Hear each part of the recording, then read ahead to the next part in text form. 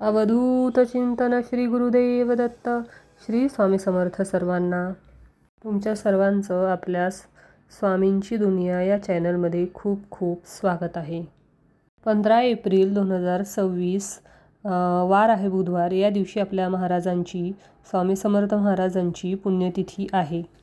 याच दिवशी आपल्या महाराजांनी त्यांच्या अवतार कार्याची समाप्ती केली होती. खरं तर हा दिवस आपल्याला नको वाटतो, कारण का या दिवशी स्वामी समर्थ महाराजांनी देह ठेवला होता, त्यांच्या अवतार कार्याची समाप्ती केली होती. हा दिवस आणि या दिवसाचंच औचित्य साधून आपण गुरुचरित्राचं पारायण करू शकतो किंवा करत असतो. पण आजच्या व्हिडिओमध्ये आपण अगदी तुम्ही 15 एप्रिल म्हणजे स्वामी पुण्यतिथीपर्यंत तुम्हाला तुमच्या मनातल्या इच्छा सगळ्या पूर्ण व्हाव्या म्हणून असं स्वामी चरित्र सारामृताचं पारायण करायचं आहे. स्वामी चरित्र पारायण असं केल्यानं अनुभव येतो, तसं केल्याने अनुभव येतो असं अजिबात नाही आहे. तुम्हाला जसं वाटतं तुम्ही तसं पारायण करू शकता. नियम अटी पाळूनच पारायण करायचं का? महाराजांची सेवा करण्यासाठी कुठलाच नियम नाही.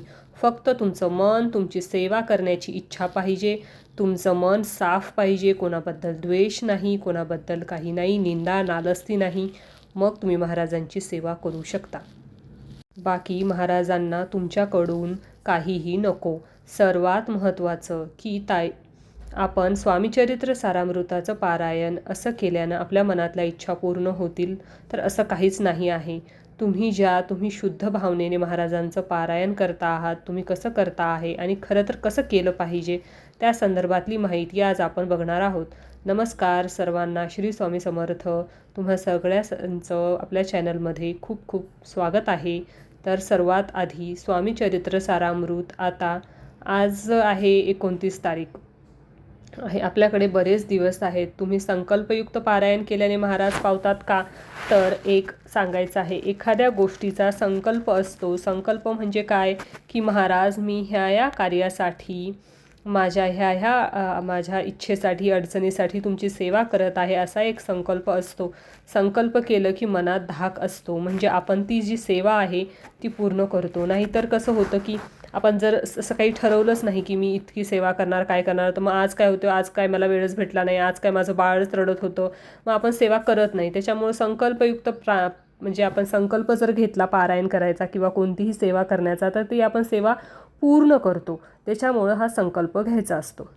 संकल्प केल्यामुळे माझी सेवा, मी म्हणतो ना की नाही, मला ती सेवा करावीच लागेल, आज किती वाचलं तरी मला ती सेवा करावीच लागेल. आपण त्या गोष्टीमध्ये बांधून जातो आणि तो एक शब्द असतो महाराजांना दिलेला, मग तो आपण पाळत असतो. आता तुमची इच्छा असेल तर तुम्ही संकल्पयुक्त करा, तुमची इच्छा नसेल तर तुम्ही नाही संकल्पयुक्त केला तरी चालेल. फक्त महाराजांची सेवा करायची आहे, बाकी मला काही नाही. आणि खरं तर ही फक्त कृतज्ञता, त्यांच्या पद्धतीने जसं आपण प्रगट दिनाचं औचित्य साधून महाराजांची सेवा केली, त्याच पद्धतीने महाराजांच्या कृपेने आपल्याला या स्वामी पुण्यतिथीपर्यंत महाराजांची सेवा करायची आहे. आता काय सेवा करायची, कशी करायची? संकल्पयुक्त असेल तर अर्थात तुम्ही संकल्प करावा की महाराज तुमचं नाव, तुमच्या गोत्राचं नाव, की महाराज या कार्यासाठी मी सेवा करते आहे, असं तुम्हाला प्रार्थना करायची आहे. जवळच्या केंद्रात जाऊन तुम्ही सेवा रुजू करू शकता की महाराज माझं असं असं कार्य आहे, माझ्याकडनं तुम्ही ती सेवा करून घ्या, तुम्ही पूर्ण करून घ्या. त्यासाठी तुम्ही संकल्प करू शकता. ठीक आहे. आता हे झालं. दुसरं येतं महत्त्वाचं की आपण संकल्प वगैरे केला की मला संकल्प नाही करायचा, मग काय नियमासाठी काय नियम असतात तर सांगते. महाराजांची सेवा तुम्ही दिवस रात्र कधीही करू शकता. एकाच बैठकीत केल्यावर महाराजांची सेवा महाराज पावतात का? तर असं काही नाही आहे. खरं तर म्हणतो ना की एक मांडी पारायण, की एकदाच बसायचं आणि पूर्ण पारायण वाचायचं.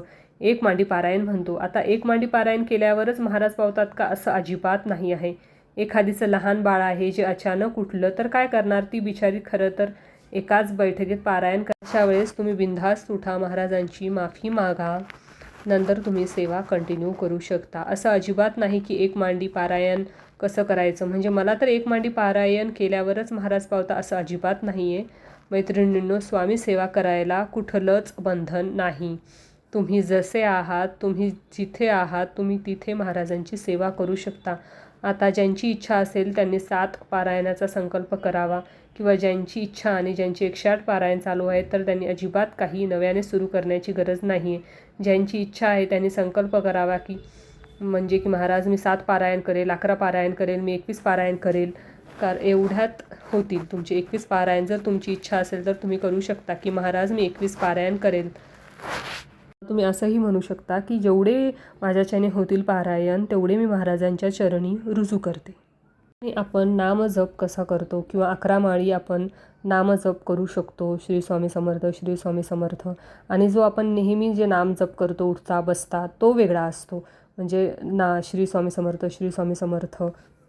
नामजप अशा वेळेस करायचा जेणेकरून आपल्याला 20 ते 25 मिनिट कोणी उठवणार नाही. 11 माळी जप हा 20 ते 25 मिनिटात होतो, तेवढा आपण काढायचा आहे दिवसातून. नाहीतर नामजप करताना याला बोल त्याला बोल, हे कर का ते कर असं नाही करायचं. एक महाराजांसमोर शांत मन शांत करून शांत चित्तेने आपल्याला नामस्मरण करायचं आहे.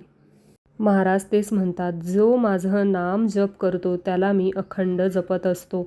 आणि त्यांनी आपल्याला जपावं म्हणून तर हा सगळा अट्टहास आहे. त्यांच्या सानिध्यात आपलं आयुष्य जगावं. जरी थोडेसे दुःख आले, थोडेसे संकट आले, पण महाराज आपल्या सोबतीला आहेत. हा किती मोठा आनंद आहे. आणि हा परमानंद आहे की काहीतरी मिळावं म्हणून पारायण करायचं नाही आहे. मिळालेला देव म्हणतो ना की मला खूप काही हवं आहे. नाही, तुम्ही जे काही दिलं आहे त्याच्यासाठी धन्यवाद. आणि खरं तर मिळालेला देव त्याची ओळख परत व्हावी. मिळालेले स्वामी खरं तर महाराजांची लीला अथांग आहे. म्हणजे महाराजांची लीला समुद्रा इतकी आहे आणि आपल्याला ग्लासभरसुद्धा म्हणजे माहिती नाही आहे. आणि स्वामींची अभ्यास स्वामीबद्दल बोलला, अरे आपण खरं कोणी नाही आहोत. आपण थोडक्या मोडक्या भाषेत महाराजांची सेवा करतो, ते गोड मानून घेतात.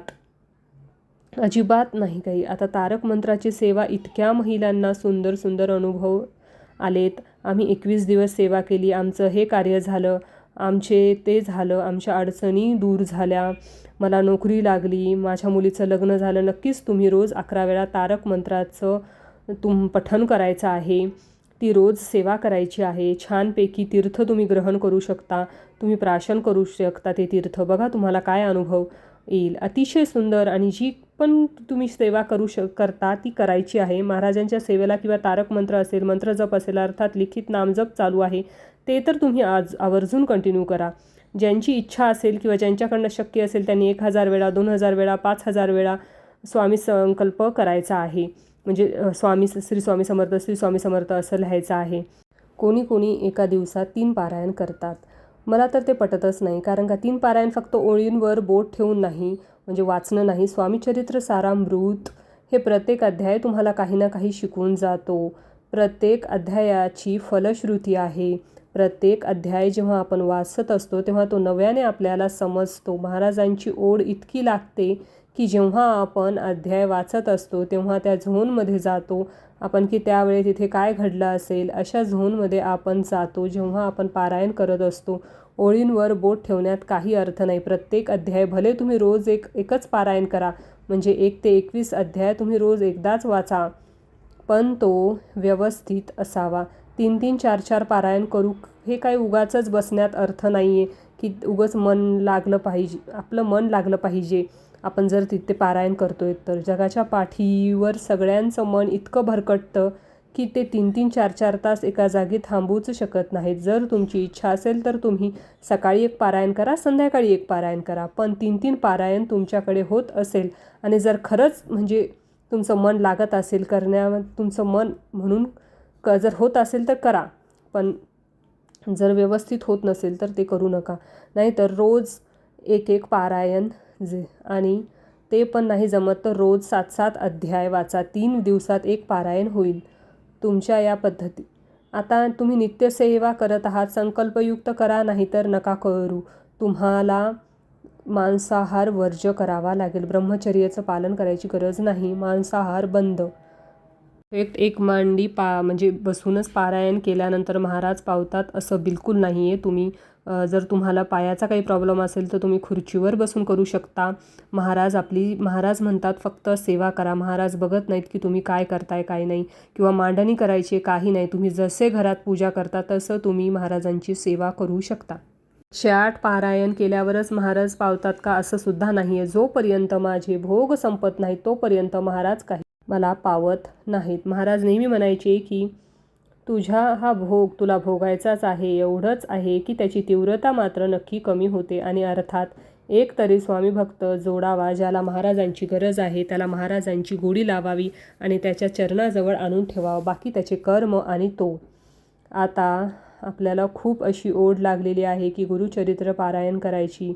तर त्याच्यासाठी तुम्ही नक्कीच, मी लवकरच त्या संदर्भातली माहिती, तो सप्ताह कसा आहे, काय आहे ते सगळं सांगेल.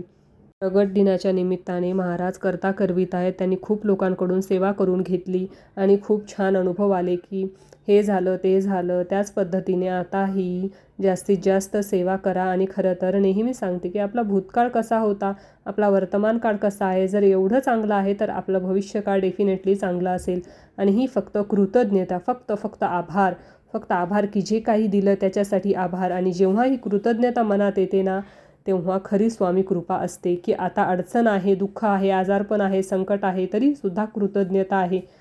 खरं महाराजांना थँक्यू महाराज, खूप खूप थँक्यू. आजचा दिवस दाखवला, आजचा दिवस चांगला दाखवला, आजचा दिवस चांगला गेला. खरंच कृतज्ञता व्यक्त करायची, नाही तर खूप अवघड आहे. म्हणजे रोजचा दिवस बघायला मिळतो, स्वामी सेवेमुळे चांगला जातो, महाराजांच्या नामस्मरणामध्ये जातो, तर हे बघायलाही खूप छान वाटतं. आणि एक मनात समाधान आहे की चांगलं आहे. दुसऱ्यांचे जेव्हा जेव्हा दुःख ऐकतो, बघतो, अशा वेळेस खरंच म्हणजे असं वाटतं की साष्टांग दंडवत महाराज, की आमच्या आयुष्यात हे दुःख नाही आहे. खरं सांगता ही खरी स्वामी कृपा आहे. हे प्रत्येकाला अनुभवायला मिळावं हीच महाराजांच्या चरणी प्रार्थना करते. आणि आजचा व्हिडिओ इथेच थांबवते. आवडला असेल तर लाईक, शेअर, सबस्क्राईब करा आणि प्लीज जास्तीत जास्त सेवा करा. धन्यवाद. श्री स्वामी समर्थ. जय जय स्वामी समर्थ. आजचा व्हिडिओ तुम्हाला कसा वाटला? आजच्या व्हिडिओचा सारांश एवढाच होता की स्वामी समर्थांचे पारायण जर आपल्याला करायचं असेल तर मनात इच्छा पाहिजे. अटी नियम काहीही नाही आहेत. मन स्वच्छ असेल ना की सगळ्या गोष्टी होतात. स्वामी समर्थांचं पारायण आपण 7 अध्याय वाचले तर ते 2 दिवसात 3 दिवसात होईल. आणि आपल्याला जर जास्तच म्हणजे लवकरात लवकर कंप्लीट करायचं आहे पारायण, तर आपण एका दिवशी 2 पारायणही करू शकतो. श्री स्वामी समर्थ.